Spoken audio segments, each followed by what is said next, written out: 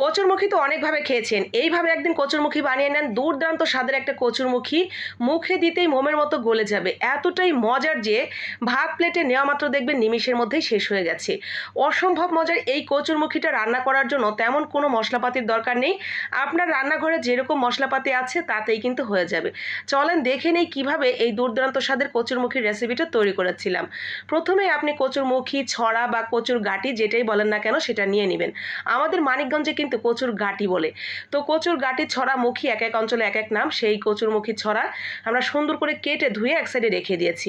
এইখানে নিয়েছি চা চামচের 2 চামচ কালো এবং সাদা সরিষা মেলানো ছিল, তো সেই কালো এবং সাদা সরিষা, সাথে 1 চা চামচ দিয়েছি আমি আস্ত চীনাবাদাম, তার সাথে 1 চা চামচ রসুন, আর তার সাথে পেঁয়াজ দিয়েছি 2টা, আর স্বাদ অনুযায়ী কাঁচামরিচ।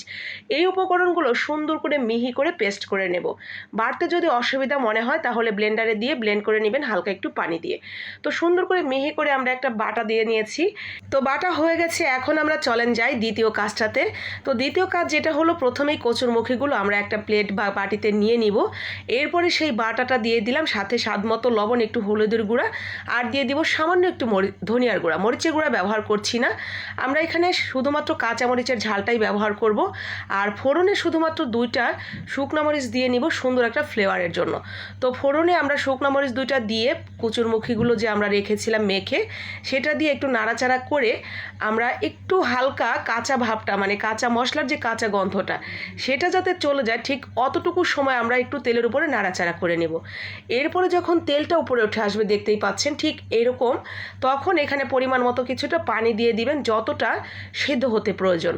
তো আমরা সিদ্ধ হওয়ার জন্য অল্প 1 কাপের মতো পানি দিয়ে এটা একটু ঢাকনা দিয়ে ঢেকে আস্তে আস্তে সিদ্ধ করে নিয়েছি। সিদ্ধ করা হয়ে গেলে ঠিক এরকম যখন হয়ে যাবে, তখন চুলার আঁচটা আমরা একদম কমিয়ে দিব।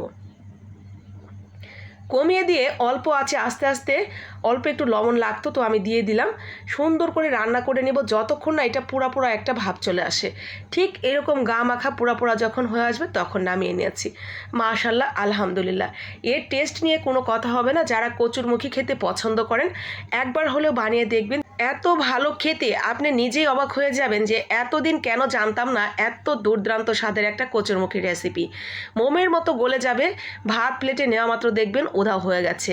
তো ভালো লাগলে অবশ্যই বানিয়ে নেবেন। আর এই রেসিপির মাধ্যমে আমি যদি আপনার মনে একটু হলেও জায়গা করে নিতে পারি, তাহলে টুক করে একটা লাইক, কমেন্ট, শেয়ার করে দিবেন বাকিদের জন্য।